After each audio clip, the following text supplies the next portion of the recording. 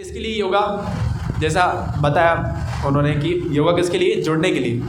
अगर हम किसी से अलग रहेंगे तो हम किसी काम के नहीं रहेंगे। जैसे बाल हम हटा देते हैं तो किसी काम के नहीं रहते, वैसे योगा मतलब हम अलग अलग प्रकार के योग करते हैं किससे, भगवान से जुड़ने के लिए। तो अगर हम भगवान से जुड़े रहेंगे तो क्या होगा, क्या होगा, जैसे ये हाथ है, ये हाथ हमारे शरीर से जुड़ा है तो तब तक काम करेगा, अलग हो जाएगा तो काम करना बंद करेगा। तो वैसे ही हम जब तक भगवान से जुड़े रहेंगे तब तक हम आनंद में रहेंगे, तब तक हम खुश रहेंगे, तब तक हमें ज्ञान रहेगा, तब तक सब कुछ रहेगा। और जैसे ही हम भगवान से अलग हुए तो क्या होगा, किसी काम के नहीं रहेंगे, फिर अलग हो जाएंगे। तो वैसे ही भगवान ने भगवत गीता में 4 प्रकार के योग बताए। कौन कौन से, कोई बताएगा? हाँ,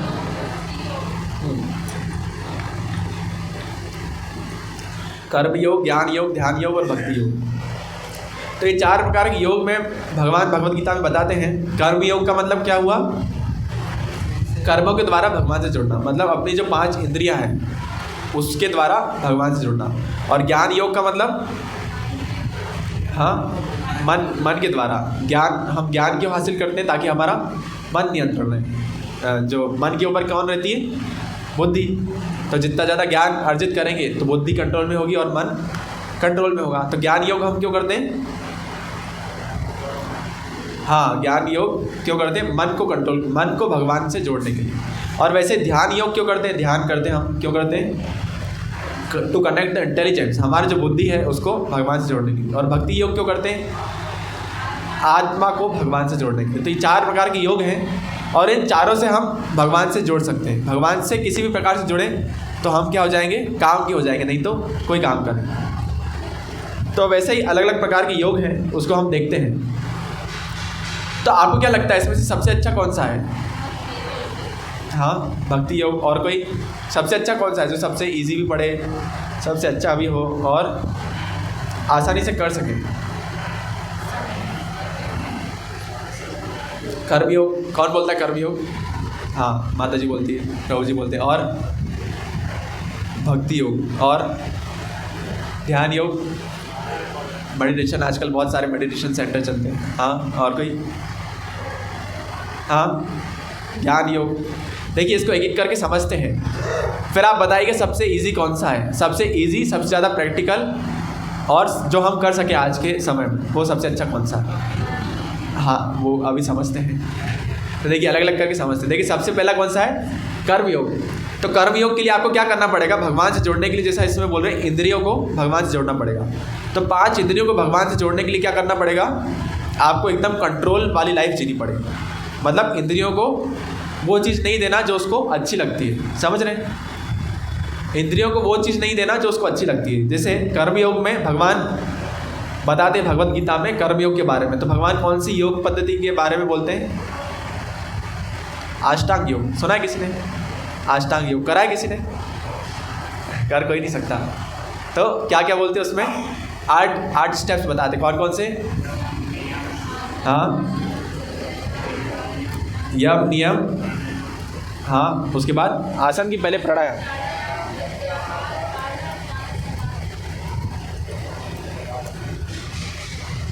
ये देखिए, यम, नियम, आसन, आसन मतलब योग मुद्रा, प्राणायाम, फिर प्रत्याहार, फिर ध्यान, धारणा, ध्यान और फिर समाधि। तो ये 8 स्टेप्स अगर कोई करता है तो मतलब वो कर्म योग को फॉलो कर रहा है और भगवान से जुड़ रहा है। कर्म योग मतलब ऐसा नहीं कि अनुलोम विलोम करना, कपालभाति करना, ये कर्मयोग में नहीं कहलाता है। कर्मयोग मतलब कर्मों के द्वारा भगवान से जुड़ना।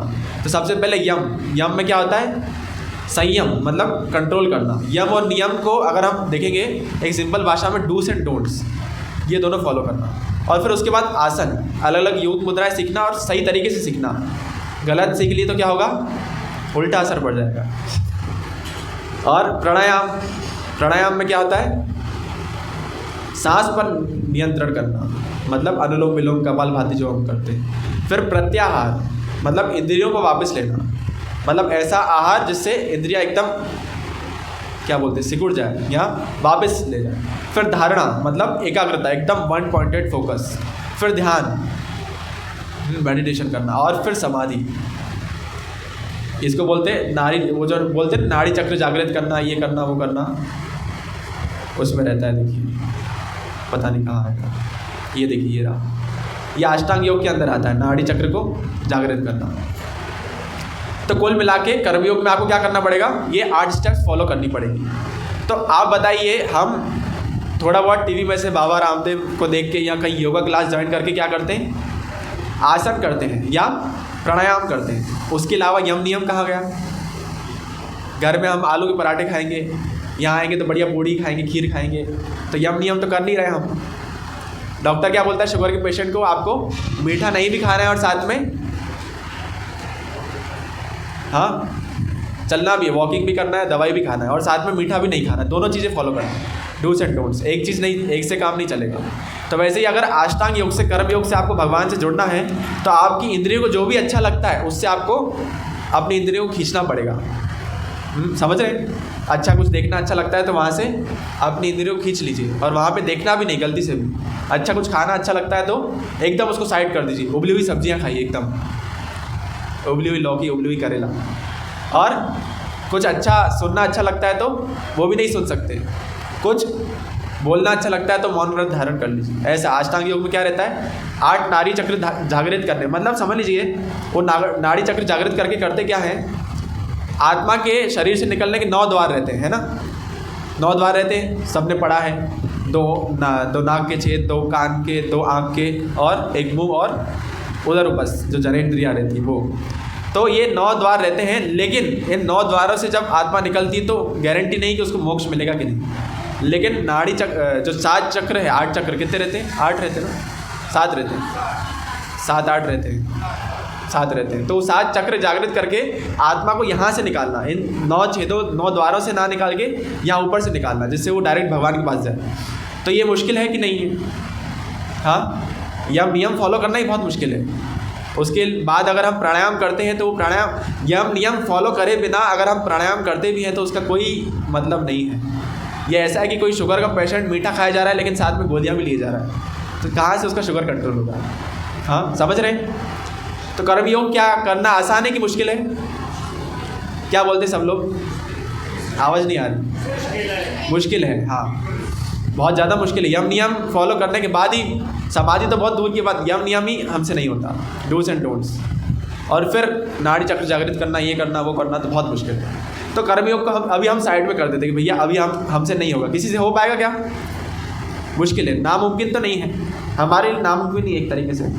फिर ज्ञान योग। ज्ञान योग में हमको क्या करना है? ज्ञान अर्जित करना है। तो वेदव्यास जी ने क्या क्या लिखा था? 4 वेद कौन कौन से? अथर्ववेद, हाँ। और उसके अलावा क्या लिखा? कितने उपनिषद लिखे? 108 उपनिषद। पुराण कितने लिखे? 18 पुराण। और उसके अलावा क्या लिखा? महाभारत लिखा और वाल्मीकि रामायण, ये सब भी है हमारे पास। और क्या लिखा? और क्या है? और भी बहुत सारे शास्त्र हैं, स्मृति है, श्रुति स्मृति शास्त्र। तो इन सब शास्त्रों को आप कितने साल में पढ़ लेंगे? 18 पुराण, 108 उपनिषद, वेदांत सूत्र, महाभारत के 1 लाख श्लोक और वाल्मीकि रामायण, ये सबको कितना आप पढ़ लेंगे? कितने सालों में पढ़ लेंगे इन सबको एक साथ? हाँ, एक बार किसी ने पूछा था, राधा गोविंद स्वामी महाराज आए थे तो सारे शिष्य से पूछ रहे थे, बोले आप प्रभुपाद जी के शास्त्र पढ़ते हैं कि नहीं? तो बोले आप कितने शास्त्र पढ़ते हैं प्रभुपाद जी के? तो बोले हम तो नहीं पढ़ पाते। बोले आप कितने पढ़ते हैं? रोज़ पढ़ते हैं कुछ शास्त्र प्रभुपाद जी के? बोले नहीं, हम भी नहीं पढ़ पाते। तो ऐसे 2-4 जनों से पूछा तो एक शिष्य के पास आया तो शिष्य बोले मैं छाती चौड़ी करके बोलूँगा कि मैंने 2 बार भागवतम कंप्लीट कर लिया है। तो आसपास शिष्य भी चौंक जाएंगे और गुरु महाराज जी मुझसे बहुत खुश होंगे। तो ऐसे ही राधा गोविंद स्वामी महाराज के पास आया, बोले मैंने 2 बार भागवतम पढ़ लिया है। बोले कम से कम 22-25 बार भागवतम नहीं पढ़ो तो अंदर कुछ बैठता नहीं, समझ में नहीं आता कि क्या करूँ। वैसे ही जय बता का स्वामी महाराज क्या बोलते हैं, 108 बार जब तक आप चैतन्य चरितामृत नहीं पढ़ो पता नहीं चलेगा आपको चैतन्य महाप्रभु कौन है, कृष्ण कौन है, राधा कौन। तो सोचिए इतने सारे शास्त्र इतनी बार पढ़ना जब समझ में आएगा, क्योंकि कलयुग में बुद्धि कैसी है? मंद सुमंद मती हो, बहुत बेकार बुद्धि, हमारा कुछ याद नहीं कर पाते। तो ये 108 उपनिषद, 18 पुराण और 4 वेद और उसके अलावा एक महाभारत 1 लाख श्लोक और रामायण, इतना सब कुछ हम कितनी बार पढ़ लेंगे? कम से कम 22, 25, 27 बार पढ़ लेंगे तो हमें समझ में आएगा कि अरे ये क्या है, इसके बारे में क्या बोलता है। तो ये आप एक जन्म में पढ़ सकते क्या? तो ज्ञान योग भी साइड में हम रखते थोड़ा, अभी वो भी हमारे लिए संभव नहीं है। आप बोलेंगे हम अभी तो हमारा भागवतम भगवत गीता ही नहीं पढ़ा जा रहा, जब प्रभुपाद जी ने बताया वही नहीं पढ़ पा रहे, तो हम बोलते भैया इतनी छोटा सा बुक ले जाइए और उसको पढ़ना चालू करिए। तो लोग क्या बोलते हैं? टाइम नहीं है, समय नहीं है। तो इतनी छोटी सी बुक के लिए समय नहीं है, तो ज्ञान योग से कैसे भगवान से जोड़ेंगे? अच्छा, ध्यान योग संभव है कि नहीं? हाँ है कि नहीं है? है। कौन कौन बोलता है ध्यान योग? प्रभु जी बोलते हैं। हाँ, और कोई? तो ध्यान योग में क्या करना पड़ता है? अच्छा, मेडिटेशन किसी ने किया आज तक? मेडिटेशन कोई करता है? कोई करता है? हाँ, उठाइए हाथ, क्यों शर्मा? माता जी करते हैं। और कोई? प्रभु जी करते हैं। और कोई? ध्यान। अच्छा, मैक्सिमम कितना टाइम कर लेते हैं आप? 20 मिनट्स बस। प्रभु जी 10 मिनट्स। ये तो ऐसा है कि खाली प्लेट बस सामने लाया और 2-4 बूंद उसके चावल के रखे और वापस खींच लिया। Actual concentration. अच्छा, नहीं हो पाता। हाँ, तो राधानाथ स्वामी महाराज बता रहे थे कि राधानाथ स्वामी महाराज जब अपने यात्रा पे गए थे, अमेरिका से भारत की यात्रा में थे, जब आध्यात्म की खोज में थे, तो उनको एक साधु मिले थे। उन्होंने क्या बोला था? एक दीवार थी, उस पर क्रैक था, टूटा हुआ क्रैक था, और उनको बोलते थे कि 12 घंटे तक अगर आप इसी को देखते रहेंगे कंटिन्यू और 12 घंटे इस पर ध्यान करेंगे, तब तो आप में कुछ थोड़ा बहुत चेतना और थोड़ा बहुत शक्ति का संचार होगा। तो 10-20 मिनट तो कुछ भी नहीं है इसके आगे। तो आप बताइए ध्यान के लिए, क्योंकि आप करते हैं, मैंने भी किया है इस्कॉन में आने से पहले, तो ध्यान में सबसे मोस्ट इम्पॉर्टेंट चीज़ क्या रहती है? सबसे मोस्ट इम्पॉर्टेंट?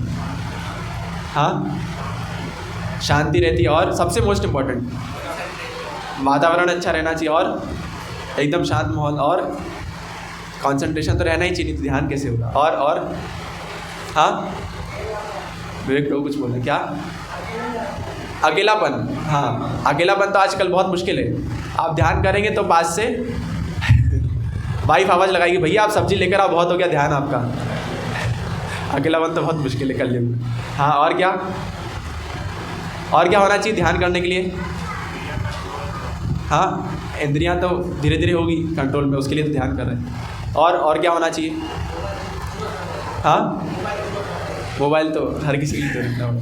कोई भी प्रोसेस अपनानी है, इसमें भक्ति योग के लिए मोबाइल दूर रखना है। चलिए, तो मैं बताता हूँ। मैंने मैक्सिमम 2 घंटे तक किया था ध्यान, और फिर उसके बाद मेरे को एक बुक मिली थी जिसको पढ़ने के बाद मैंने ध्यान छोड़ दिया। तो उस बुक में लिखा था कि आपको ध्यान करने के लिए सबसे मोस्ट इम्पॉर्टेंट जो चाहिए वो ये चाहिए कि आपके मन में कोई विचार ना हो। और बहुत सारे नियम बताए थे, विशेषकर आपको एक कुशाका घास का आसन चाहिए जिसके ऊपर आप बैठ के ध्यान कर सकें। अगर आप पृथ्वी पे डायरेक्ट बैठ के ऐसा ही खुला ध्यान करेंगे तो क्या होगा? पृथ्वी का एक शक्ति होता है, कौन सा? ग्रेविटेशनल फोर्स, गुरुत्वाकर्षण शक्ति, जो सब कुछ खींच लेता है। तो वैसे ही अगर आप पृथ्वी पे बैठ के ध्यान करेंगे तो जितना भी ध्यान का शक्ति आपका वो खींच लेगा। और उस बुक में लिखा था कि जैसे ही ध्यान कर लें तो दीवार वगैरह को आपको टच नहीं करना है, थोड़ी देर उस पर बैठे रहना है, उसके बाद जो है आप उठ के फिर जाइए। और ध्यान करने के आधा घंटे बाद और लगभग आधे घंटे पहले कुछ भी खाना नहीं है, नहीं तो आपका हेल्थ बहुत ज़्यादा बिगड़ सकता है। और भी बहुत सारे छोटे छोटे रूल्स बहुत सारे रूल्स दिए हुए थे, लेकिन एक मोस्ट इम्पॉर्टेंट रूल था जो इम्पॉसिबल है कलयुग में। क्या था? कि आपके मन में कोई विचार ना हो। क्या ये पॉसिबल है? हाँ, एक व्यक्ति मिले थे, बोल रहे थे, मतलब मैंने उनसे लिफ्ट मांगी थी तो छोड़ के गए, तो बोले गुरुजी। मैंने बोला जी प्रभु जी क्या बोलेंगे? तो बोले हम विचार शून्य होने का प्रयास कर रहे हैं। तो मैंने बोला बहुत अच्छा प्रयास है आपका, अभी कितना साल हो गया आपको? तो बोले 2 साल से प्रयास कर रहे हैं। तो मैंने बोला कितना शून्य हुए? तो बोले अभी तो कुछ शून्य नहीं हुए, अभी प्रयास जारी है। तो मैंने पूछा आप विचार शून्य हो जाएंगे आपको लगता है? तो बोले हाँ हो जाएंगे। हो जाएंगे कि नहीं? हो सकता है हो जाए, संभव है, लेकिन आपके मन में कोई भी विचार नहीं रहेगा। लेकिन फिर भी आपके मन में एक विचार रहेगा कि आपके मन में कोई विचार ना हो, वो आपके मन में कोई कभी नहीं जाएगा। तो ध्यान करने के लिए आपको सबसे मोस्ट इम्पोर्टेंट क्या चाहिए? कि आपके मन में कोई विचार ना हो, लेकिन ये बहुत मुश्किल है। तो ध्यान योग भी अभी हम क्या कर लेते हैं, कोने में कर लेते हैं। ये जो 20-10 मिनट का जो हम ध्यान करते हैं ना, उससे हमको कुछ भी फ़र्क नहीं पड़ेगा। ये ऐसा है कि समझ लीजिए बस हमको खाना पेट भरने के लिए खाना चाहिए तो पूरा पेट भर के बैठना पड़ेगा, लेकिन हम 2-4 चावल के दाने डालें और खा लें और बोले कि हमारा काम बन जाएगा, वो बहुत मुश्किल है। तो हमको कम से कम 12-15 घंटे, हाँ, हिरण्यकशिपु ने कितने ध्यान किया था? 60,000 वर्ष एक अंगूठे पे खड़े होकर ब्रह्मा जी का ध्यान किया, तब जाके उसको कुछ मिला। सौबरी मुनि कब तक ध्यान किए? 60,000 वर्ष तक समुद्र के अंदर बैठ के ध्यान किए। ध्रुव महाराज 6 महीने तक ध्यान किए। प्रहलाद महाराज कंटिन्यू भगवान के नाम पे ध्यान किए। तो ध्यान करना बहुत आसान नहीं है, कम से कम आपको कंटिन्यू ध्यान करना पड़ेगा। 6 महीने नहीं, 60,000 वर्ष तो नहीं, लेकिन कम से कम 2-4 घंटे बैठ के देखिए, कुछ भी मत करिए, एकदम बिना विचार के, तो बहुत मुश्किल है। लेकिन भक्ति योग क्या है? भक्ति योग में आपको कुछ नहीं करना है, भगवान का नाम लेना है, माला, उसके लिए भी कोई नियम नहीं, नहाने का कोई ज़रूरत नहीं है, सुबह 4 बजे उठने का ज़रूरत नहीं है, और डांस करना है। अभी आरती होगी तो आपको डांस करना है, भगवान का प्रसाद बाहर मिलेगा वो पाना है, और कीर्तन करना है, साथ में पीछे पीछे बोलना है। मुश्किल है क्या? चारों में से सबसे ईजी कौन सा है? भक्ति योग। तो भक्ति योग मोस्ट प्रैक्टिकल है, सबसे ज़्यादा प्रैक्टिकल और ईजी है कलयुग में करने के लिए। ये 3 योग भी ऐसा नहीं कि हम नहीं कर पाएंगे, कर सकते हैं, लेकिन बहुत मुश्किल है। कोई कर सकता है तो अच्छा है। तो विंडोज़ का लैपटॉप अच्छा सबने यूज़ किया है? लैपटॉप किस किस ने यूज़ किया है? तो उसमें कौन सा सॉफ्टवेयर होता है जिसको हम बोलते हैं, क्या होता है उसमें? विंडोज़ रहता है। तो विंडोज़ 1 जो है, और अभी कौन सा चल रहा है? विंडोज़ 11 कि 12? 11। तो 1 से 11 तक सबसे अच्छा कौन सा है? कौन बताएगा? 11। हाँ, मेरे को तो 7 अच्छा लगता था। हाँ, और कोई? सबसे अच्छा कौन सा है? सबसे बेस्ट 11, 7 और 10 और 1 और हाँ यूज़ नहीं किया। हाँ,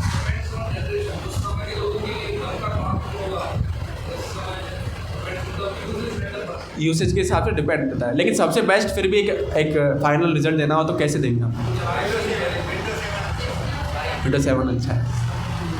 देखिए, सबसे अच्छा कौन बता सकता है कि सबसे अच्छा वर्जन कौन सा है? हम तो बोल रहे हैं कि 7 अच्छा है, लेकिन क्या हमने 1 चलाया कभी, या 2 चलाया, या 5 चलाया? हो सकता है 5 सबसे अच्छा हो। हाँ, 11 चला रहे तो वो सबसे अच्छा है, किसी को 7 अच्छा लगता है, 7 बहुत अच्छा आसान है। तो 1 हमने कभी नहीं चलाया, लेकिन जिसने वो विंडोज़ बनाया है वो बता सकता है कि सबसे अच्छा कौन सा है। किसने बनाया है? बिल गेट्स ने। तो वैसे ही ये चारों योग पद्धति किसने बताई? भगवान ने बताई। किसमें? भगवद गीता में। तो हम कैसे मान सकते हैं कि भक्ति योग ही अच्छा है? बोले आप तो इस्कॉन वाले ये सब कराते तो बोल रहे अच्छा भक्ति योग अच्छा है, हम कैसे मान लें? कौन बता सकता है सबसे अच्छा योग कौन सा है? भगवान ने, जिसने बनाया है। तो देखिए भगवान क्या बोलते हैं 6वें अध्याय के 47वें श्लोक में, योगिनाम अपि सर्वेषां मद्गतंर आत्मना।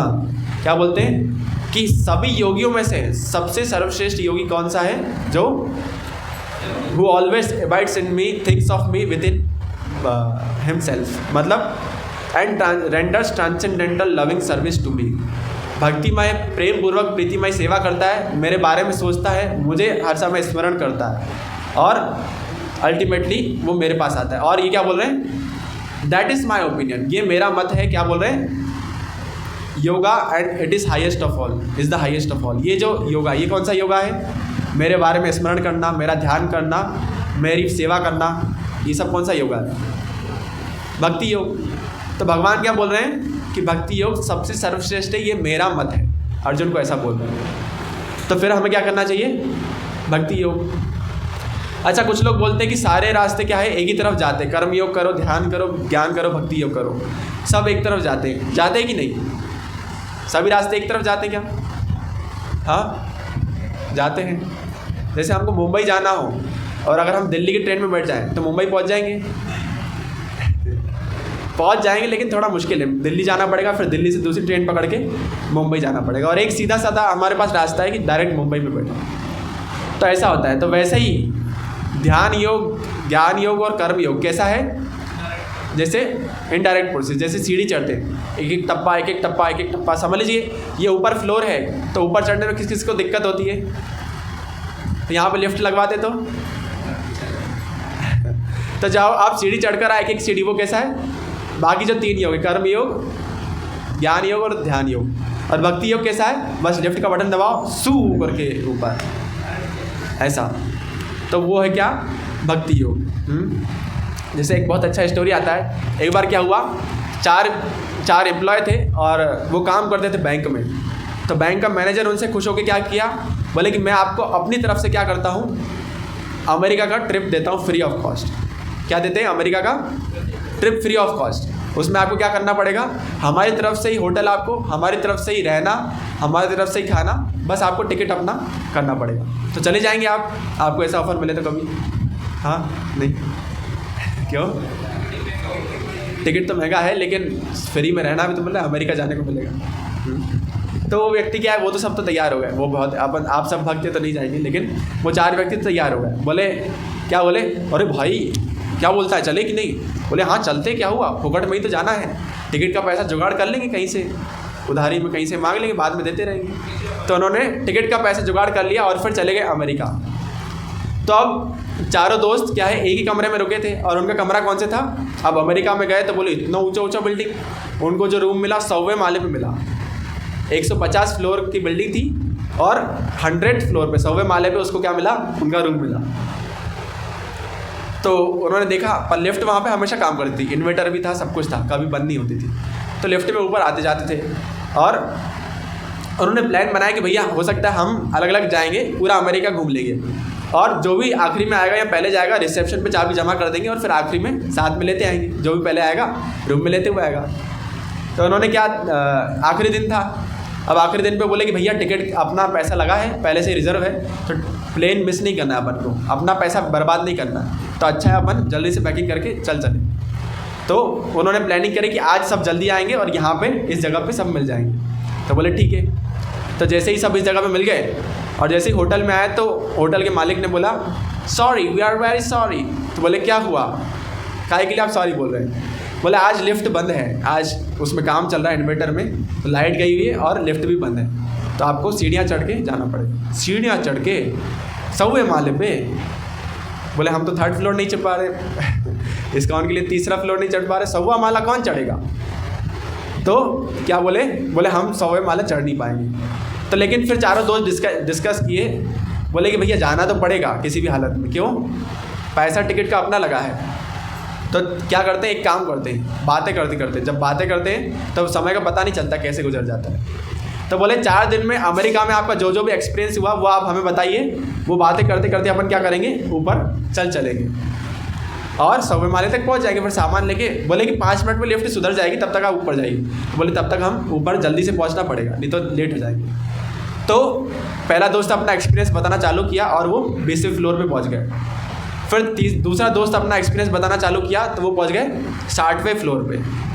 फिर तीसरा दोस्त अपना एक्सपीरियंस बताना चालू किया तो उसका एक्सपीरियंस इतना अच्छा था कि वो पहुंच गए 99th फ्लोर पे, बस 1 फ्लोर बचा था। तो चौथे दोस्त से पूछा भैया आप अपना एक्सपीरियंस बताइए, आपका अनुभव कैसा रहा अमेरिका में? तो बोले मेरा अनुभव बहुत ज़्यादा बुरा था, बहुत ज़्यादा, क्या बताएं आपको। तो बोले क्या हुआ? बोले इस जो कमरे की चाबी है वो मैं नीचे रिसेप्शन पे ही भूल गया। तो उन चारों का हालत क्या होगा आप खुद ही सोचिए। फिर वापस नीचे जाना और ऊपर आना। तो सोचिए बाकी योग कैसा है? हाँ, बाकी योग कैसे हैं? हाँ, 100वें माले पे सीढ़ियों तक चढ़ने जैसा। और भक्ति योग कैसा है? सीधा लिफ्ट में चढ़ो और सीधा 100वें माले पे। तो क्या आसान है? प्रैक्टिकल क्या है? भक्ति योग। बस भक्ति योग में क्या है? भक्ति योग, भक्ति योग, भक्ति योग धन, भक्ति एक कृष्ण नाम स्मरण कीर्तन। सबसे टॉप मोस्ट भक्ति योग का सबसे टॉप मोस्ट हाईएस्ट परफेक्शन क्या है? कृष्ण का नाम ले लेके रोना और उनके स्मरण में उनको विरह महसूस करना, जैसे गोपियाँ महसूस करती थी। कुल मिला के अभी हमारी स्थिति के अनुसार देखें तो उनका नाम लेना, भगवान का प्रसाद खाना, डांस करना और भक्तों का संग करना मुश्किल है क्या कोई? बिल्कुल आसान है। तो भक्ति योग कैसा है? जैसे सैंडविच में सबसे इंपॉर्टेंट चीज़ क्या रहती है? हाँ, ब्रेड रहती है कि बीच का मसाला रहता है? हाँ, मसाला ज़्यादा इंपॉर्टेंट रहता है, तो मसाला इसलिए बीच में रखते हैं और ऊपर नीचे ब्रेड रखते हैं। तो वैसे ही भक्ति योग भगवान ने कब वर्णन किया? एकदम बीच में रखा। पहले के 8-9 अध्याय निकल जाने दिए और आखिरी के 8-9 अध्याय भी छोड़ दिए, लेकिन बीचों बीच का जो अध्याय था उसमें भगवान ने भक्ति योग की जो विधियाँ हैं जो हम अभी फॉलो कर रहे हैं वो सब भगवान ने उसका वर्णन किया। जैसे भक्ति योग कैसा है, कलयुग में सबसे सर्वश्रेष्ठ भक्ति योग है। क्यों? क्योंकि उसमें ज़्यादा दिमाग नहीं लगाना पड़ता, जैसा बोले वैसा करना है। जैसे एक बार क्या हुआ, भक्ति योग, भक्ति के कर्म और ऑर्डिनरी कर्म में क्या डिफरेंस है, देखिए ध्यान से सुनिए। जो हम अकर्म का बात कर रहे थे ना, ये वही है। अकर्म करना या भक्ति योग करना एक ही बात है। जैसे समझ लीजिए यहाँ पे हम दीवार हैं, एक हमारे पास दीवार है और उस दीवार पे हम अपने पिछले सेशन में डिस्कस किया था, प्लास्टिक की बॉल मारेंगे तो क्या होगा, जितनी जोर से मारेंगे उतनी जोर से हमारे पास आएगी। तो ऐसा कुछ कर सकते हैं क्या कि बॉल मारे और वापस हमारे पास ना आए? हाँ, अगर दीवार हमारे पास लोहे की हो और बॉल चुंबक की हो तो क्या वो वापस आएगी? जितनी ज़ोर से मारेंगे उतनी ज़ोर से वहीं पे ही चिपक जाएगी, वापस नहीं आएगी। तो हमको ऐसा कर्म करना है जिसका कोई फल ही ना मिले। जैसे एक बार एक दीवार पे क्या है कि वो दीवार पे कुछ लोग चिपका के चले जाते थे कि नौकरी अवेलेबल है, हॉस्टल के रूम से ऐसा चिपका के चले जाते हैं, एडवर्टीजमेंट वैसा। तो वो व्यक्ति ने पूरा दीवार पे पेंट कराया और बाहर लिखवा दिया कि अगर किसी ने भी गलती से भी या जानबूझ करके भी इस दीवार पे कुछ भी चिपकाया, कुछ भी लिखा, तो उस पर सख्त कार्रवाई तुरंत की जाएगी, 10 साल की सज़ा और 1 लाख रुपए का जुर्माना तुरंत वसूल किया जाएगा। ऐसा उन्होंने लिखवा दी नगर निगम का परमिशन लेके। तो 2 दोस्त खड़े थे और एक फ्रेंड ने उसका ये जब पढ़ा तो उन्होंने क्या बोला, फेविकॉल लाओ और एक वो जो पेपर अपने पास पड़ा था वो लेकर आओ, इस दीवार पे चिपकाएंगे। बोले क्या कर रहा है भाई, अभी क्या मार खानी है क्या? 10,000 का बिल और ये सब तो ठीक है, मकान मालिक बढ़िया डंडा लेके आ जाता है। तो बोले कैसे चिपका रहे हैं उसमें? बोले तुम लाओ तो सही, हम चिपकाते हैं। तो उसने क्या किया, फेविकॉल लगा दिया और उस दीवार पे वो चिपका दिया, ये वाला स्टिक नो बिल्स। तो वो मकान मालिक बाहर डंडा लेकर आया और बोले किसने चिपकाया ये? तो बोले हमने चिपकाया। जैसे ही मकान मालिक ने पढ़ा तो क्या बोला, अपनी वाइफ को बोला कि अंदर से शुद्ध घी के लड्डू लेकर आओ जो कल बनाए हैं, इनको खिलाएंगे। तो ऐसा कैसे परिवर्तन आ गया एकदम से? हाँ, बाकी सब चिपका रहे थे, वो डंडा मार रहे थे, सज़ा दे रहे थे, इन्होंने चिपकाया तो शुद्ध घी के लड्डू। उन्होंने क्या चिपकाया था, स्टिक नोबल्स, मतलब यहाँ कोई पोस्टर ना चिपकाए, ऐसा पोस्टर चिपकाया कि यहाँ कोई पोस्टर ना चिपकाए, जिससे मकान मालिक खुश हो गया। कुल मिला के हमें ऐसा काम करना है जिससे कृष्ण प्रसन्न हो। अगर ऐसा कोई भी हम काम करते हैं तो उस काम का हमें फल नहीं मिलेगा। जैसे खाते सब लोग हैं कि नहीं, सब लोग खाते हैं कुछ ना कुछ। तो यहाँ पे भी देखिए हम खाते हैं प्रसाद, लेकिन कैसा खाते हैं, पहले भगवान को भोग लगाते हैं फिर उसके बाद सब खाते हैं। तो उस प्रसाद में जितना भी पाप और अशुद्धि, जितने भी कर्म हैं, वो कौन किसने ले लिए? जो पहला व्यक्ति खाता है उसके पास जाता है। तब भगवान को तो कोई कर्म कुछ भी लगना नहीं, तो इसलिए हमने भगवान को भोग लगाया और जितनी भी अशुद्धि है फिर मिला के वो फिर अमृत बन गया, तो उसको हम खाएंगे तो कोई पाप नहीं लगेगा। तो अगर आप भगवान भोग नहीं लगाते तो क्या होता है, पाप खाते। भगवान बोलते भगवद गीता में, जो व्यक्ति भोग नहीं लगाता है, जो व्यक्ति बिना भोग लगाए खाता है, वो क्या है, चोर है और पाप खाता है, पापी है। अच्छा, हमको कृष्ण से प्रेम कैसे करना है? क्या कृष्ण से प्रेम करने के लिए हमको बाहर से कोई प्रेम लाना पड़ेगा कि हमारे पास पहले से ही कि लाना पड़ेगा बाहर से? कृष्ण से प्रेम कैसे कर पाते हैं, कैसे कर सकते हैं? तो यहाँ पे क्या बोले, we don't need to acquire it just have to revive, मतलब उसको पुनः जागृत करना पड़ेगा। बोलते हैं ना, नित्य सिद्ध कृष्ण प्रेम साधक का वो ना आए, श्रवण आदि शुद्ध चित्त ते करे उदार। क्या बोलते हैं, नित्य सिद्ध कृष्ण प्रेम जो है साध्य का गुना है। वो नित्य सिद्ध कृष्ण प्रेम वाकई में हमारे हृदय में है, बस कैसे उदय होगा, श्रवण आदि। जैसे ही हम भगवान के बारे में, उनकी कथाओं का, लीलाओं का श्रवण करेंगे, सुनेंगे, तो क्या होगा, वो प्रेम धीरे धीरे जागृत हो जाएगा। लेकिन अभी क्यों नहीं हमारे उसमें प्रेम जागृत है?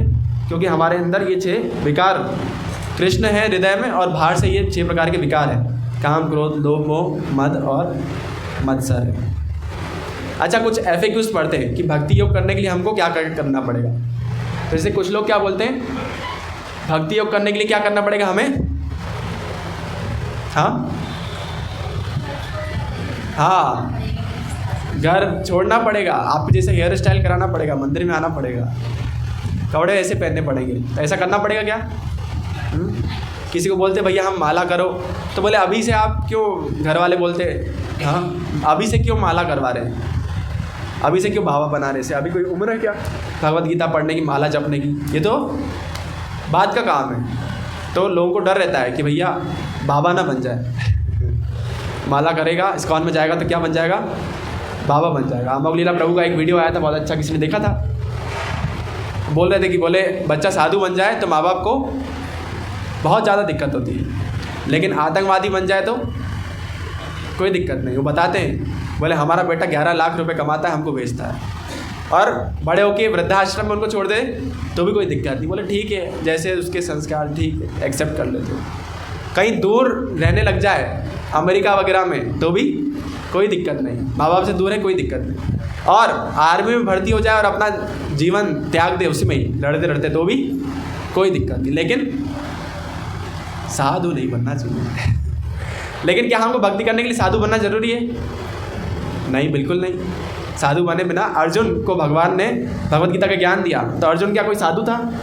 ग्रस्त थे, और उनका कितना बड़ा बेटा था अभिमन्यु, कितने साल का था? 18 साल का था, 10th क्लास का एग्ज़ाम दे रहा होगा उस वक्त, 10th या 12th का। तो अभिमन्यु उसका बेटा था, तो भगवान ने किनको ज्ञान दिया? भक्ति योग का ज्ञान अर्जुन को दिया। अच्छा, कुछ लोग बोलते अरे भैया ये जो भक्ति वगैरह है, माला जपना, पहले तो आप बोलते हो माला जपो, फिर धीरे धीरे बोलते हो थोड़ा बुक्स भी पढ़ना पड़ेगा, फिर धीरे धीरे बोलते हो सुबह का लेक्चर भी अटेंड करना पड़ेगा, फिर धीरे धीरे बोलते हो भक्ति शास्त्री भी करनी पड़ेगी, फिर बोलते हो भक्ति वृक्ष चलाना, फिर नगर संकीर्तन में आना, ऐसे धीरे धीरे कर करके पूरा इतना सारा टाइम ले लेते हो। तो भक्ति टेक्स टू मच टाइम, हमारे पास इतना समय नहीं है, हम नहीं आएंगे, हम कुछ भी नहीं करेंगे। तो भक्ति के लिए टाइम लगता है कि नहीं? हाँ, लगता तो है, लेकिन क्या ज़्यादा टाइम लगता है? क्या हमारे पास भक्ति के लिए टाइम नहीं है? कितने लोग मोबाइल चलाते हैं? सभी चलाते हैं, सब चलाते हैं ना।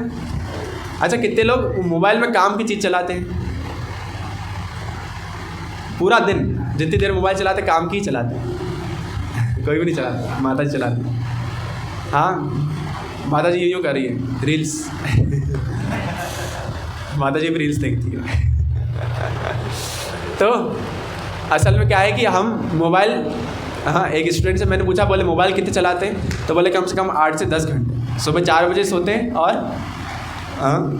सुबह 9 बजे उठते हैं। तो बोले ऐसा क्यों करते हैं? तो बोले मैंने भगवत गीता में पढ़ा था कि जो दूसरे लोगों के लिए जागने का समय रहता है वो साधु के लिए सोने का, और जो दूसरे लोगों के लिए सोने का वो साधु के लिए जागने का। तो मैंने पढ़ के क्या किया, अब मैं 4 बजे सुबह सोता हूँ। जैसे 4 बजे सब लोग उठ जाते, 4-5 बजे, तो मैं 5-6 बजे सुबह सोता हूँ, और जब सब लोग उठते तब मैं सोता हूँ, जब दूसरे लोग उठते तब मैं सोता हूँ, जब दूसरे सोते तब मैं उठता हूँ।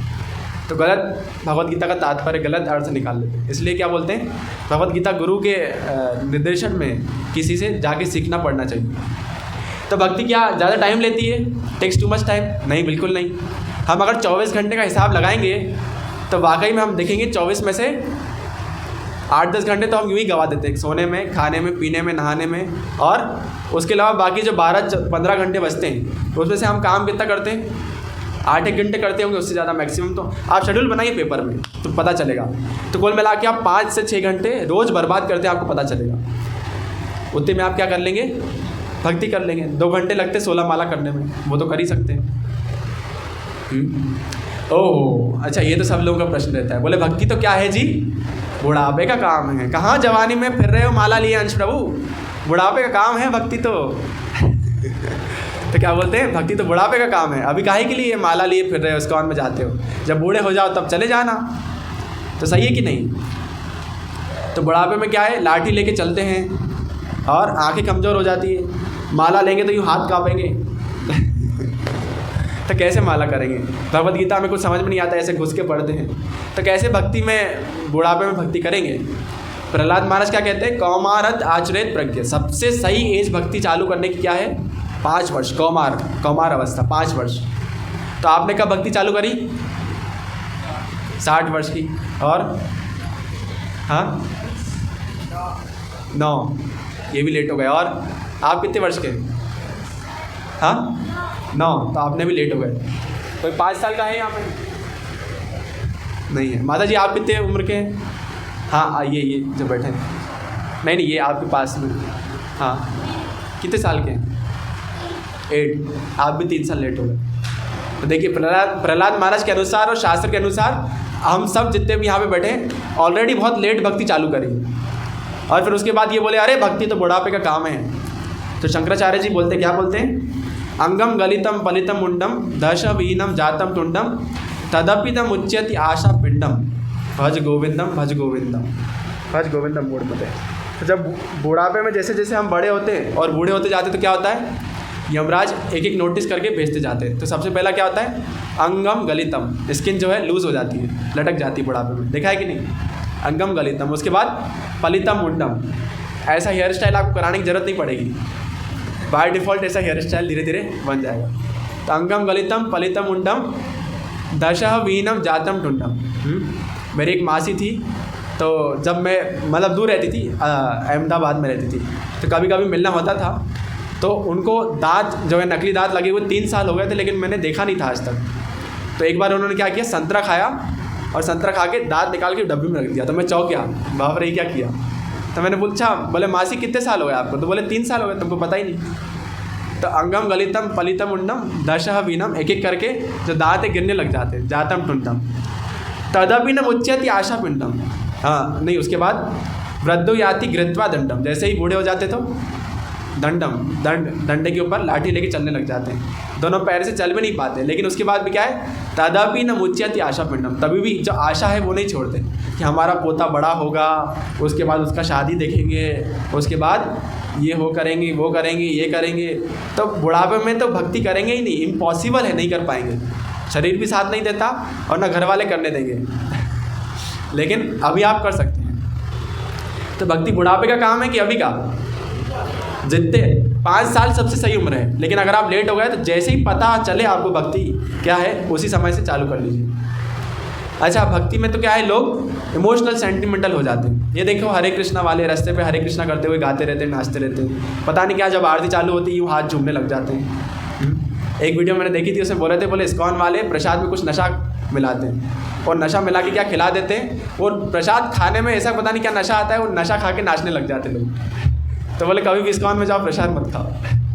तो ऐसा कुछ कुछ लोग अलग अलग बातें बनाते हैं, नहीं तो क्या आप भावुक हो जाओगे, सेंटिमेंटल बन जाओगे। सेंटिमेंटल की बात है क्या? ये महाप्रभु से कहते थे दूसरे सन्यासी, बोले आप सन्यासी हो, आपका धर्म क्या है? वेदांत सूत्र का पाठ करना। क्या आप ये भावुक सन्यासी हो, जैसे नाचते गाते हरे कृष्ण महामंत्र करते घूमते रहते हो? तो महाप्रभु क्या बोले? मोरा गुरु मूर्ख देखिला कौरिला शासन। मेरे गुरु ने क्या करा? मुझे मूर्ख जान के मुझ पर शासन किया। हाँ, और क्या बोला? बोले आपका तुम्हार ना ही अधिकार वेदांत, तुम्हार ना ही वेदांत अधिकार, तुम्हें ये वेदांत सूत्र शास्त्र नहीं पढ़ना है। प्रभुपाद जी उस तात्पर्य में कहते हैं, कलयुग में हर किसी का मत ही ऐसा ही है, चाहे आप कितनी बार भी भगवत गीता कुछ भी पढ़ लो, कितने भी लेक्चर अटेंड कर लो, लेकिन जब वैसा स्थिति आता है तो क्या होता है?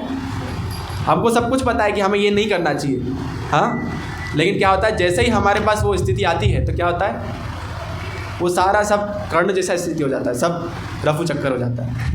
बाहर हम जब जाते हैं, हमको पता है बाहर का नहीं खाना है, भगवान को भोग लगा के खाना है, टाइम पे मंदिर जाना है और आखिरी तक बैठना है और सेवा करनी मंदिर में। लेकिन जैसे ही बाहर का कुछ सामने आया, फलूदा आजकल ठंड में चल रहा है, कुछ ना कुछ ठंडा गर्म चल रहा है, तो जैसे ही सामने आता है तो क्या होता है, सारा ज्ञान रफू चक्कर हो जाता है, कर्ण जैसा स्थिति हो जाता है। तो हमारा बुद्धि कैसा है? मंद सुमंद मति हो। तो इसलिए चैतन्य महाप्रभु ने उनके गुरु को बोला, बोले आप मूर्ख हैं, आप क्या करिए, सिर्फ हरे कृष्ण महामंत्र करो। लेकिन चैतन्य महाप्रभु बोले, पता नहीं महामंत्र में कैसा क्या नशा, कैसा क्या पागल बने, जब भी तो हो ही नो पागल। जैसे ही जपा, मैं जपते पागल हो गया। अब कृष्ण का विरह मुझे महसूस नहीं होता, कृष्ण से प्रेम होने लग गया। तो उनके गुरु कहते हैं यही तो सबसे टॉप मोस्ट स्थिति है, सारे शास्त्र पढ़ के सब कुछ हासिल यही करना। तो बोले ये तो आपने हासिल कर लिया सिर्फ। तो ऐसा नहीं कि चैतन्य महाप्रभु ने शास्त्र नहीं पढ़े थे, लेकिन वैसा कहते थे। तो हरे कृष्ण महामंत्र जपना और भगवान के सामने नाचना क्या कोई सेंटिमेंटल काम है? ये सेंटिमेंटलिज्म है? नहीं, सबसे टॉप मोस्ट चीज़ है। हाउ डू आई प्रैक्टिस भक्ति योग इन फैमिली? भैया हमारे परिवार में क्या है, भक्ति करने नहीं देते। हमारी सास जो है या हमारे माँ बाप हैं, वो माला नहीं लेने देते, एकादशी का उपवास नहीं करने देते, बोले कमज़ोर हो जाएगा, पहले ही तो कुछ खाता नहीं, सुबह 4 बजे नहीं उठने देते। तो कैसे करें हम परिवार में भक्ति? हाँ, है किसी घर में ऐसी स्थिति? माँ बाप भक्ति नहीं करने देते, ऐसा कोई स्थिति है? हाँ है? नहीं है? सबके परिवार वाले भक्ति करने देते हैं? चलिए बढ़िया है। तो बहुत सारे ऐसे आते हैं, स्टूडेंट्स आते हैं या परिवार वाले आते हैं, बोले प्रभु जी मेरा जो पति है वो मानता नहीं कि मैं इस्कॉन सेंटर में आऊँ, लेकिन मैं उनको मना कर आती हूँ इसलिए जल्दी चली जाती हूँ, प्रसाद भी ले पाती हूँ। तो काफ़ी सारे लोग ऐसा कुछ ना कुछ बोलते रहते हैं। तो हम भक्ति घर में, परिवार में भक्ति कैसे करें? क्या इसका सिंपल सा उदाहरण है, या तो घर वालों को भक्त बनाओ, या तो फिर भक्ति मतलब क्या, हरे कृष्ण महामंत्र करना, भक्तों का संग करना हफ्ते में एक बार, और प्रसाद पाना। वो तो हम कर सकते हैं घर में भी। घर वाले यूँ थोड़ी ना बोले कि आप भगवान को भोग मत लगाओ, भोग तो लगा सकते हैं। माला अगर घर वाले मना करें तो माला छुपके करिए, छुपके भी मना करते तो क्या करिए, बिना माला के करिए। उंगलियों में या ऐप आती है आजकल, तो उसमें भी मना करते तो क्या करिए, मुंह में, मन में तो नहीं कर सकते, मुंह में मतलब ज़ुबान हिलती रहे, वैसा मुँह न चलाए। ऐसा तो हालांकि भारत में किसी की ऐसी स्थिति होगी नहीं। तो देखिए अगर हमको पता चल गया कि हम बीमार हैं, देखिए अब ये 5 चीज़ें बहुत मुख्य हैं। एक वीडियो भी आपको दिखाता हूँ कि उसमें क्या बोलते हैं। जैसे कुछ लोग बोलते हैं ना कि योगा करो, ये योगा करने से ये होगा, ऐसा होगा, वैसा होगा।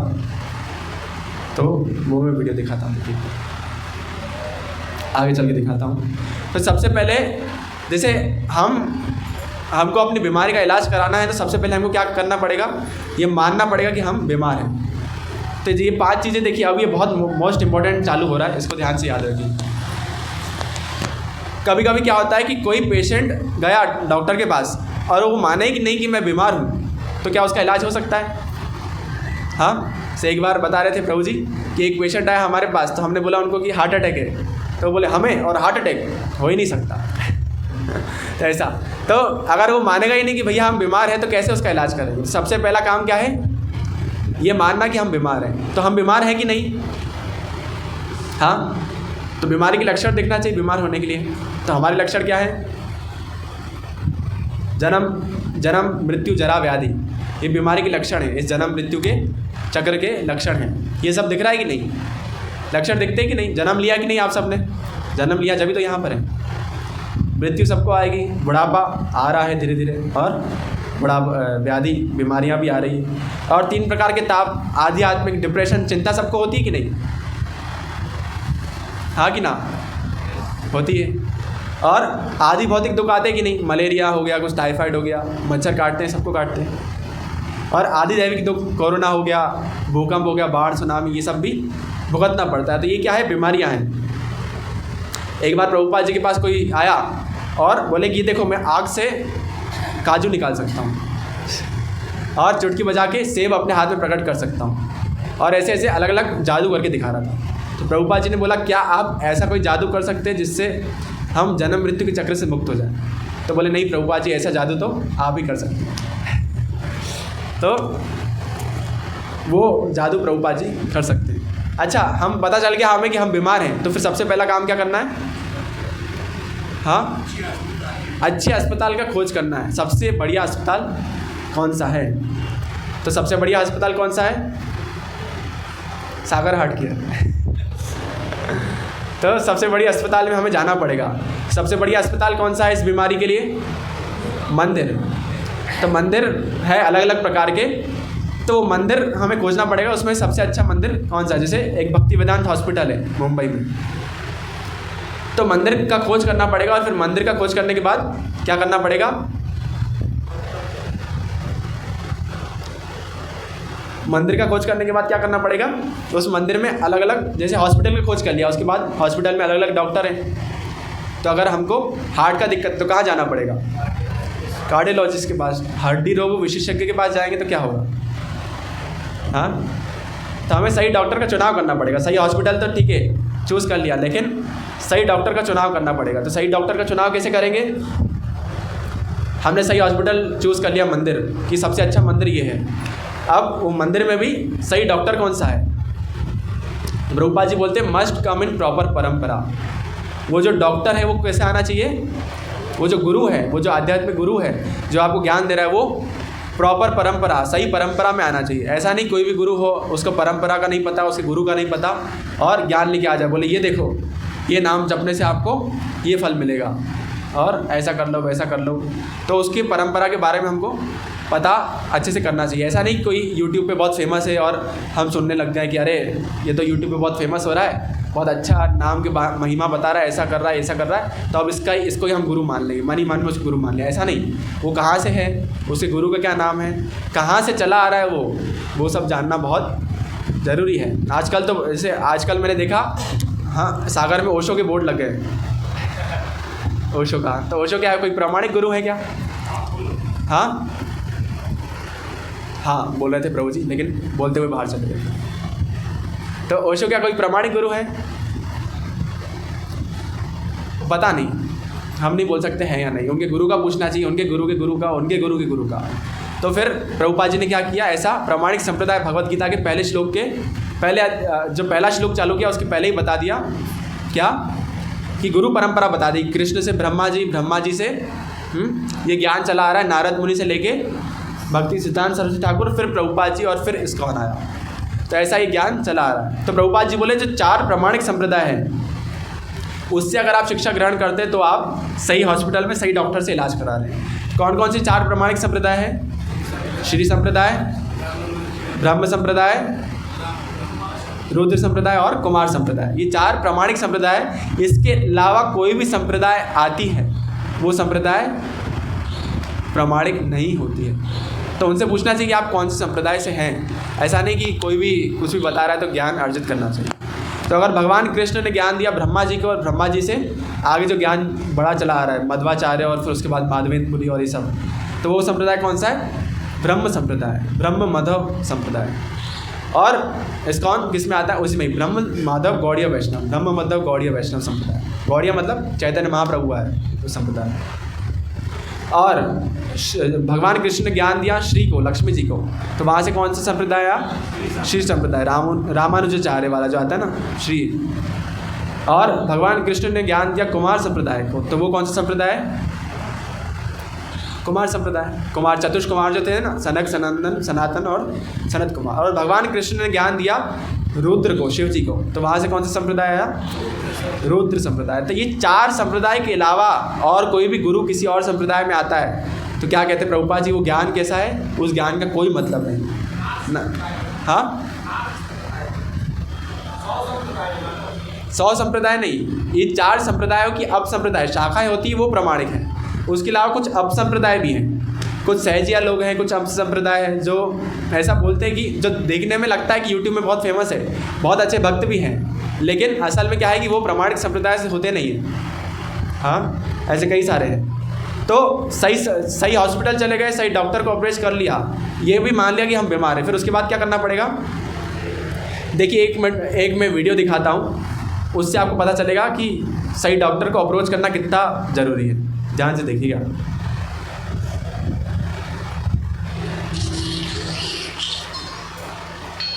महाराज, आपके मुंह से ये लार क्यों टपक रही है? लड़की, हम जब बोलते हैं तो कभी-कभी हमारे मुंह से गंगा बहती है। सच? एक मिनट। महाराज, मुंह खोलिए ना। अच्छा।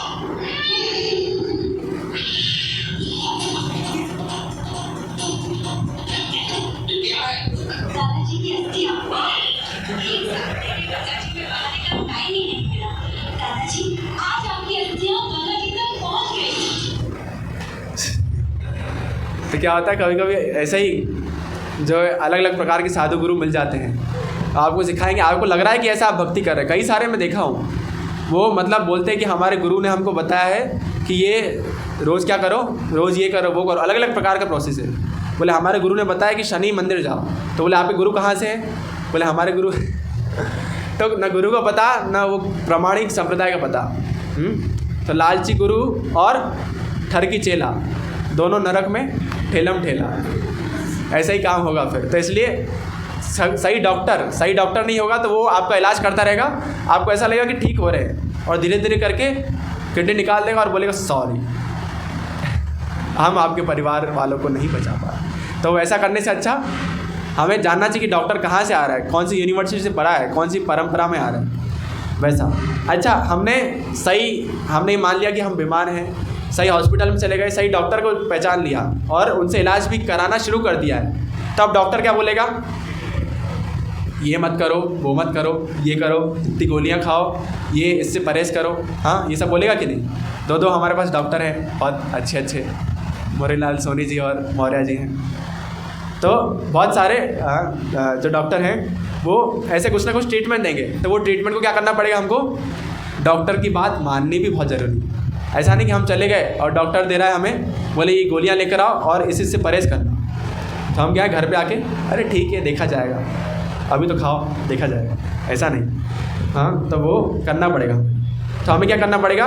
कुछ चीज़ों को अवॉइड करना पड़ेगा और कुछ चीज़ों को एक्सेप्ट करना पड़ेगा। तो 4 चीज़ें अवॉइड करना और 4 चीज़ें एक्सेप्ट करना, इसको ध्यान से सुनिएगा। तो सबसे पहला जो हमारे लिए फेवरेबल नहीं है हमारी भक्ति के लिए, वो कौन कौन सी 4 चीज़ें हैं? बता सकता है कोई? नशा और मांसाहार और जुआ और परस्त्री और परपुरुष का संग। ये अगर हम 4 काम करते हैं तो क्या होता है? हमारे ऊपर कलयुग का प्रभाव ज़्यादा हो जाता है और हम भक्ति नहीं कर पाएंगे अल्टीमेटली। तो ये 4 चीज़ों से हमको दूर रहना है।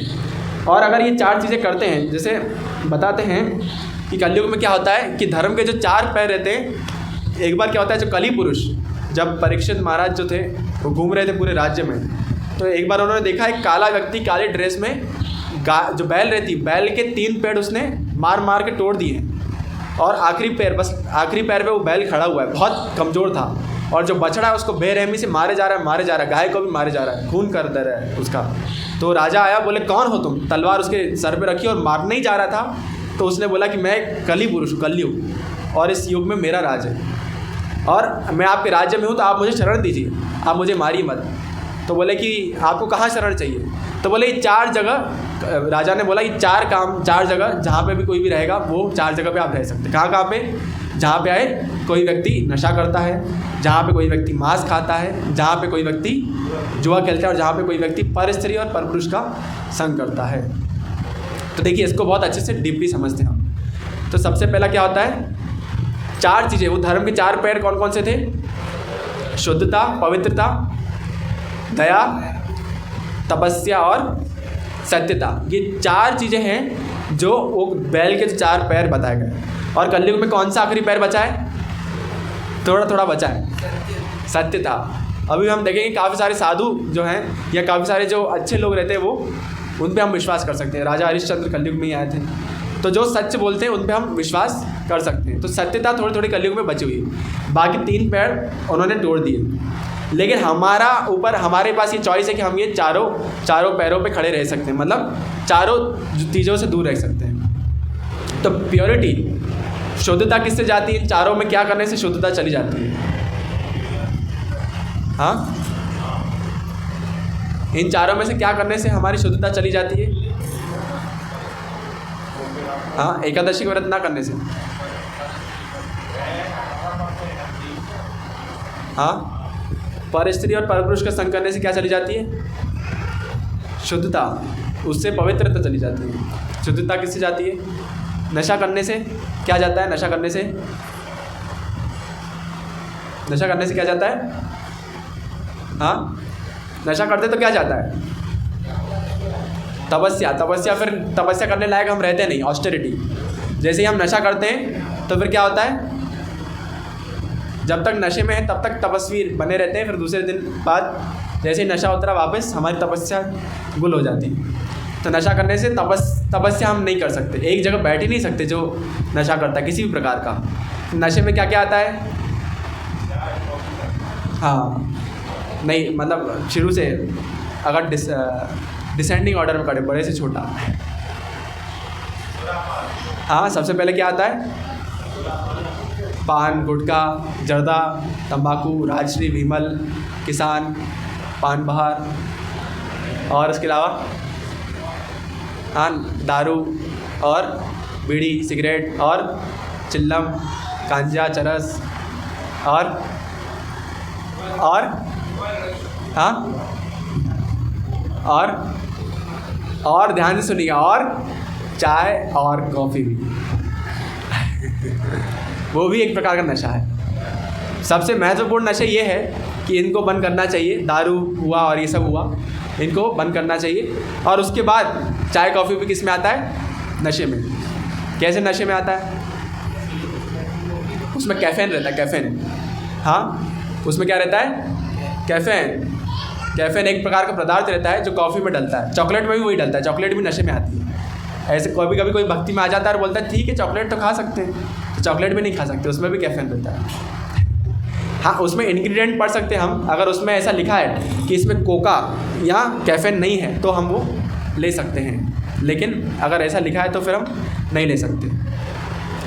तो चाय और कॉफ़ी क्यों नशा है? आपने एक्सपीरियंस किया होगा। कौन कौन चाय पीता है अभी? शर्माइए मत।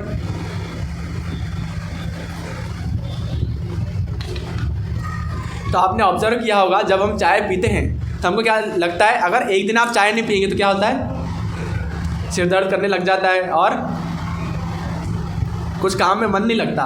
ऐसा लगता है कि अभी कुछ अच्छा सा नहीं लग रहा। एक कप जैसे ही चाय पीते हैं तो फिर एकदम फुर्ती आती है और काम में मन लगने लग जाता है। तो ये क्या है? एक प्रकार का नशा। छोटे छोटे 4-5 शॉट बीच बीच में मारते रहते हैं। शॉट के नाम पे कप मारते रहते हैं, 1 कप 2 कप, 1 कट 2 कट। तो नशा करने से क्या? सत्यता चली जाती है। और दया किससे जाती है? मांस खाने से। मांस खाने से क्या है? दया चली जाती है। तो मांस में और क्या क्या आता है? हाँ, क्या क्या आता है? एक तो अंडे और मुर्गी का मांस, बकरी का मांस, सुअर का मांस, हर प्रकार का मांस, और अंडे भी, और प्याज भी, और लहसुन भी। ये भी किस में आता है?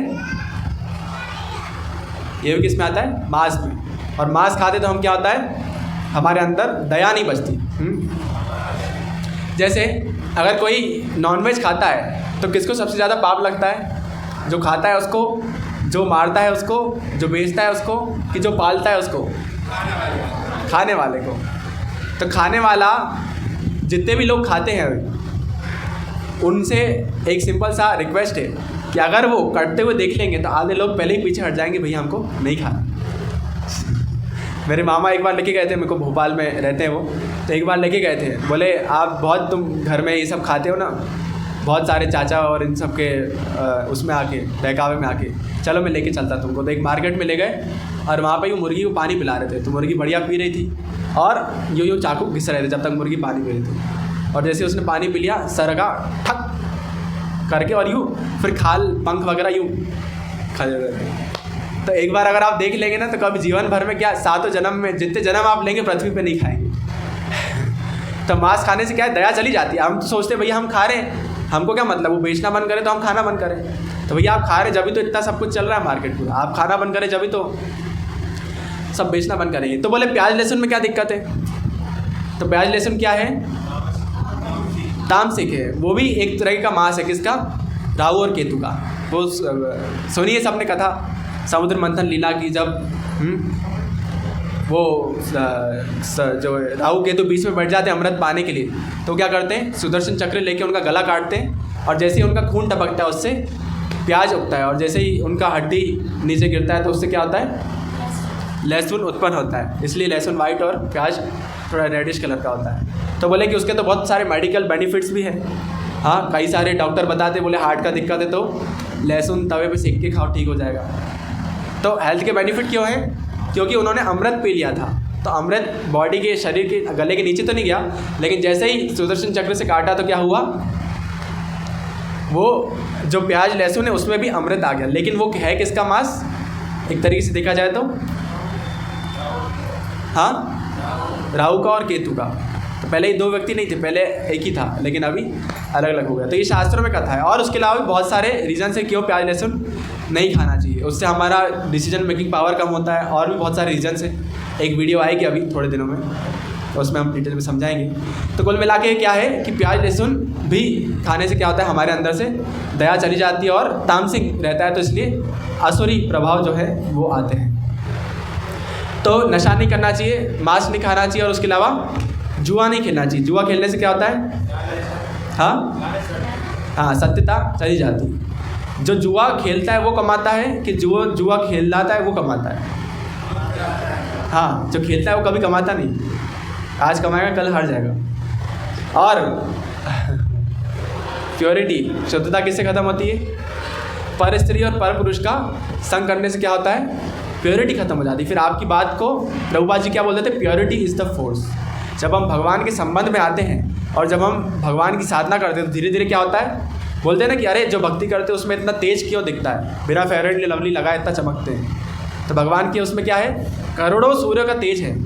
और अगर हम भगवान का साधना करते हैं, उनका नाम जप करते हैं तो क्या होता है? वो तेज धीरे धीरे करके, जैसे एक लोहा है, एक लोहे का सरिया अगर हम आग में रख देंगे और कंटिन्यू आग में बनाए रखेंगे तो क्या होगा?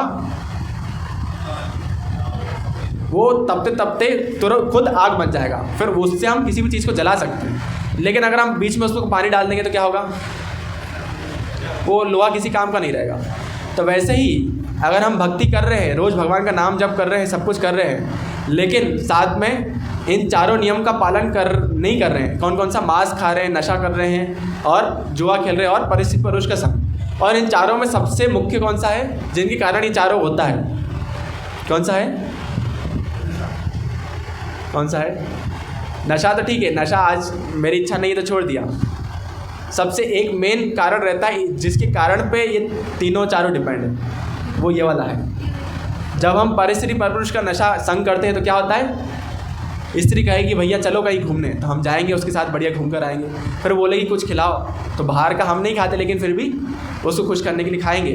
वो बोलेगी हमको कुछ पिलाओ, तो पिलाएंगे। उसी कारण जुआ भी खेलेंगे। अजामिल का कथा आता है, जब वो वैश्या का संग किया तो वैश्या अलग अलग गहने मांगी, तो गहने के लिए वो चोरी किया, जुआ खेला, मर्डर किया कितने जनों का, सब कुछ गंदे नशे, दारू वगैरह सब कुछ चालू कर दिया।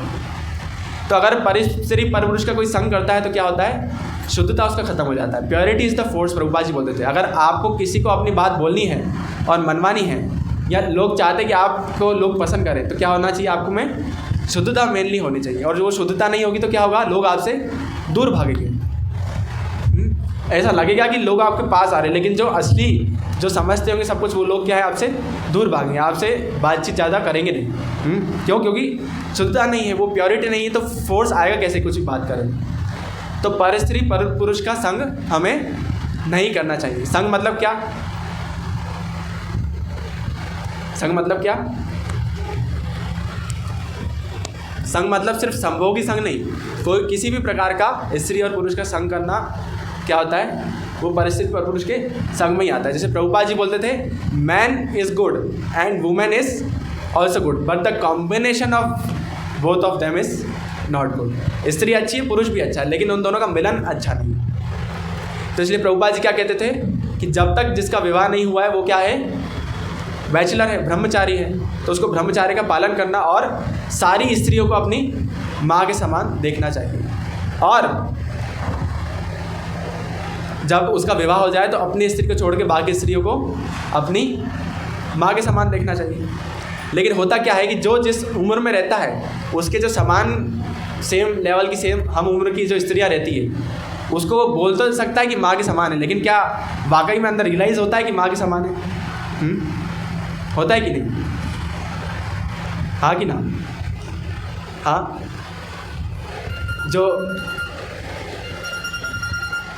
जो यूथ है वो समझ पाएंगे ऐसा।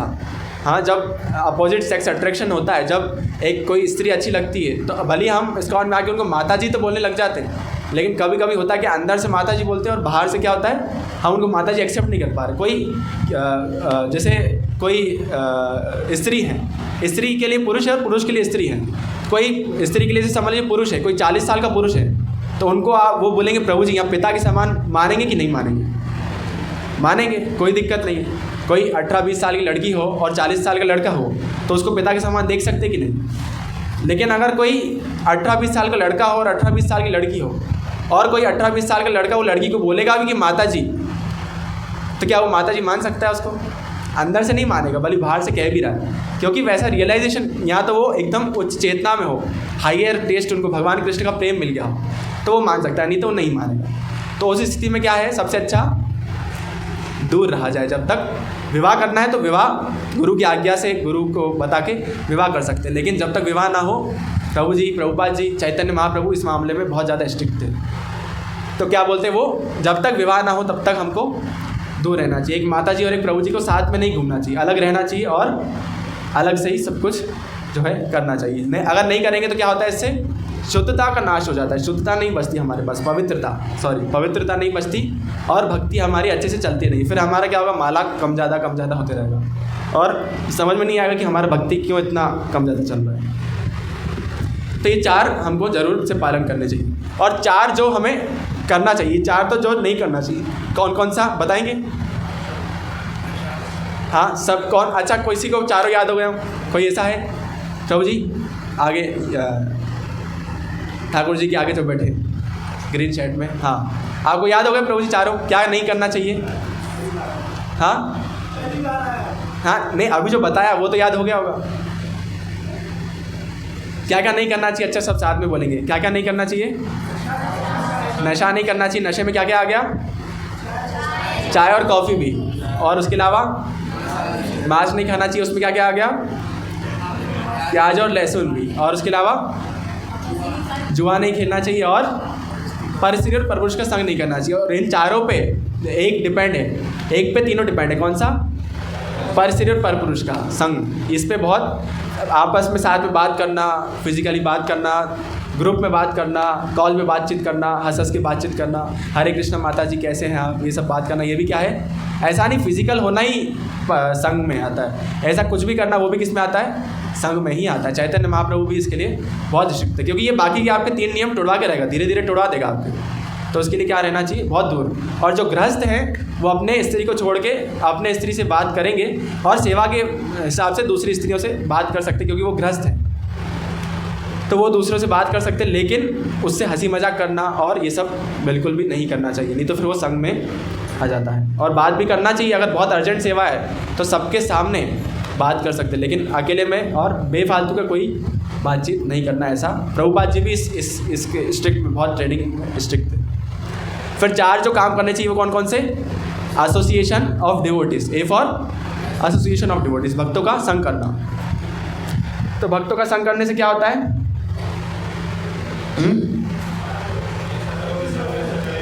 हाँ, जैसा करोगे संग वैसा करेगा रंग। साधु संग सर्वशास्त्र कौय, लव मात्र साधु संग सर्व सिद्धि हौय। क्या बोलते हैं? लव मात्र मतलब 1 सेकंड का 14वां हिस्सा, इतना भी अगर आपने किसी साधु का संग किया तो क्या होता है? सर्व सिद्धि हो, सारी सिद्धियां आपको प्राप्त हो जाती है। ऐसा संग का महत्व है। तो जैसा हम संग करेंगे वैसा हमारा रंग चढ़ेगा। जैसे 2 तोते थे, तो एक बार एक व्यक्ति जा रहा था रास्ते से, राज दरबार में उसको बुलाया गया था। तो जिस रास्ते से जा रहा था उस रास्ते में कसाई की दुकान थी और वो कसाई ने तोता पाल के रखा था। तो वो क्या बोले? मारो काटो फेंक दो, इसको मारो काटो और फेंक दो, ऐसा बोलने लगा तोता। तो बेचारा डर गया और डर के जल्दी जल्दी आगे चला गया। बोले ये तो हमको सही में मार देगा। फिर राज दरबार में गया तो बोले आइए आइए, स्वागत है आपका, आइए बैठिए।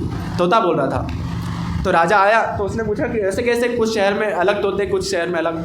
तो बोले जैसा जिसका संग वैसा उसका व्यवहार, वैसा उसका ढंग। तो अगर जैसे कुत्ते भी अलग अलग रहते हैं, जैसे बता रहे, अगर ऐसे कुत्तों के साथ संग करेंगे तो वैसा व्यवहार है, लेकिन ऐसे कुत्तों के साथ करेंगे तो एकदम झगड़ालू रहते हैं। तो एसोसिएशन बहुत मैटर करता है।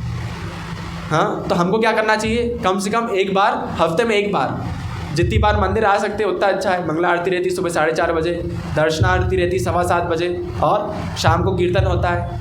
हर शुक्रवार को नगर संकीर्तन होता है, और उसके अलावा भी बहुत सारे कुछ ना कुछ इंगेजमेंट रहते ही हैं। तो अगर आप आ सकते हैं तो आइए, लेकिन कम से कम हफ्ते में एक बार आइए, जिससे भक्तों का संग मिल सके। और ऑनलाइन भी आजकल तो जूम के माध्यम से ऑनलाइन भक्तों का संग कर सकते हैं। प्रभु जी के सुबह प्रवचन आते हैं 8 से 9 बजे तक श्रीमद् भागवतम पे, तो वो सुन सकते हैं। फिर दूसरा क्या है? Books are the basis. Prabhupada ji क्या बोले?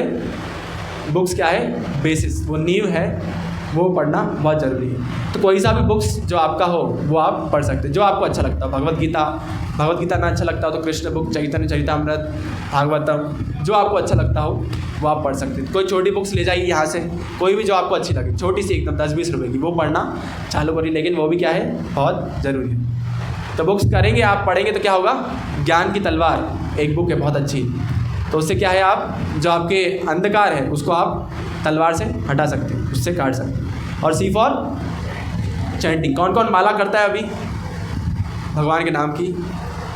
अच्छा, तो जो जो नहीं करते हैं वो यहाँ से काउंटर लेके चालू कर सकते हैं, माला लेके चालू करते हैं। सी फॉर चैंटिंग और डी फॉर डाइट, ऐसा प्रसाद खाना, ऐसा मतलब भोग लगा के खाना। ऐसा हो कि कैसा भी हो, सिंपल दाल रोटी भी हो, लेकिन भगवान को भोग लगा के खाना।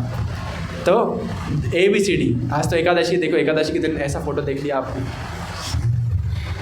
तो ABCD, ए फॉर, वापस बोलिए, A for, B for, C for और डी फॉर डाइट। ये 4 चीज़ें हमको करना चाहिए और 4 चीज़ें जो है नहीं करनी चाहिए।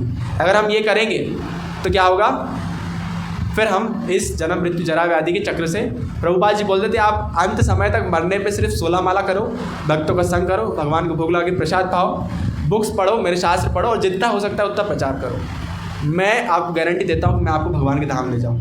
ये कोई मुश्किल है क्या? बोलते आप अगर लायक नहीं होगे तो भी मैं पीछे के गेट से घुसाऊँगा, प्रभुपाद जी बोलते हैं, लेकिन मैं आपको भगवत धाम ले जाऊँगा। तो ये कोई मुश्किल है क्या? हफ्ते में एक बार इधर आना, प्रसाद पाना, रोज़ अपने घर पे रोज़ भोग लगा के खाना। भोग लगाने के लिए क्या है, प्लेट में प्रसाद परोसिए, तुलसी महारानी रखिए, कुछ मंत्र होते हैं भगवान को, ना है मंत्र पता तो हरे कृष्ण महामंत्र बोलिए 3 बार, और पर्दा जैसे ये बंद कर दिया वैसे बंद कर दीजिए, फिर 10-20 मिनट बाद उठा के सबको उसमें मिला दीजिए और सबको खिलाइए। लेकिन प्याज लहसुन नहीं खाते भगवान। भगवान क्या बोले, क्या क्या खाते हैं भगवत गीता में? पत्रम पुष्पम फलम तोयम यो में भक्त्या प्रयच्छति, भक्ति भाव से। ऐसा नहीं कि फिर बोले पत्र पुष्प ही खाते तो एक तुलसी का पत्ता रख दिया और ये सब। अगर कोई पूछे प्रभुपाद जी से, बोले हम मांस क्यों नहीं खाते, तो मांस खाना क्या बुरा है क्या? तो प्रभुपाद जी बोले न मांस खाना बुरा है ना अच्छा है। कृष्ण बोले कि हम मांस नहीं खाते, हम पत्र पुष्प फलम तोयम ये खाते, इसलिए हम ये लगा रहे हैं। अगर कृष्ण बोलते अंडम प्याजम लहसुन मासम यो में भक्त्या प्रयच्छति, हम वो भोग लगाते और वो खाते। तो जो कृष्ण बोले हम कृष्णाटेरियन हैं, जो कृष्ण बोले हम वैसा करते हैं, जो कृष्ण को अच्छा लगे हम वो खाते हैं, हमको कोई मतलब नहीं नॉन वेज है कि वेज है। तो अभी कृष्ण ने बोला कि हाँ वेजिटेरियन खा सकते हैं, इसलिए हम वो खाते हैं भोग लगा के, और वो कृष्णाटेरियन बन जाता है, कृष्ण प्रसादियन। तो ये 4 चीज़ें हर कोई करेगा आज से घर में। ABCD कौन कौन करेगा? हर हफ्ते एक बार इधर आना, छोटी मोटी किताब पढ़ना और भोग लगा के खाना, और रोज़ कम से कम 16 माला प्रभुपाद जी बोलते, लेकिन जितनी माला आप कर सकें, कम से कम 1 माला 2 माला 3 माला 4 माला वो करते हैं। और 4 नियम का पालन करना। कौन कौन से? हाँ, ये 4 नियम में से अच्छा 2 नियम तो हम कर सकते हैं सब। कौन कौन सा? पर स्त्री पर पुरुष का संग कर सकते हैं कि नहीं?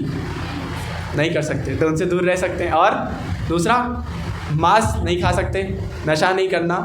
ठीक है, प्याज लहसुन और चाय कॉफ़ी अभी अगर पीते हैं तो उसको थोड़ा आगे बढ़ा सकते हैं, लेकिन एटलीस्ट ये तो कर सकते हैं, नॉनवेज नहीं खाना और नशा, कोई भी किसी प्रकार का नशा नहीं करना और जुआ नहीं खेलना। ये तो हमारी चॉइस में। अच्छा, अब प्याज लहसुन हो सकता है हमारी चॉइस में ना हो, घर में साथ में बनता हो, लेकिन चाय कॉफ़ी भी क्या है हमारे चॉइस में है, तो उसको भी छोड़ सकते हैं। प्याज लहसुन भी देखा जाए तो हमारे चॉइस में है, लेकिन अगर कुछ रीज़न देना हो या बहाना बनाना हो तो एक बहाना बोल सकती है हमारे चॉइस में नहीं है, तो ये हम कर सकते हैं। लेकिन अगर अभी हो भी रहा है तो उस पर डिप्रेस होने की ज़रूरत नहीं है। सबसे महत्वपूर्ण क्या है, इन 8 में से सबसे महत्वपूर्ण क्या है? 4 करना और 4 नहीं करना। इनमें से सबसे महत्वपूर्ण, सबसे मेन इंपॉर्टेंट क्या है? चैंटिंग। अगर आप भगवान का नाम लेते हैं तो भगवान बोलते हैं कि धीरे धीरे आपको ये 4 काम करा देंगे और ये 4 काम छुटवा देंगे। उसके लिए आपको चिंता करने की ज़रूरत नहीं। कोई कितना भी प्याज लहसुन खाता हो, कितना भी दारू पीता हो, अगर वो भगवान का नाम लेना लग जाएगा तो धीरे धीरे भगवान छुड़ा देंगे। वो फिर उस पर जो है उन पे हाँ डिपेंड। तो समरी अगर हम देखेंगे तो हमें कैसा करना चाहिए? अकर्म करना चाहिए और भक्ति योग करना चाहिए। भक्ति योग का मतलब क्या है?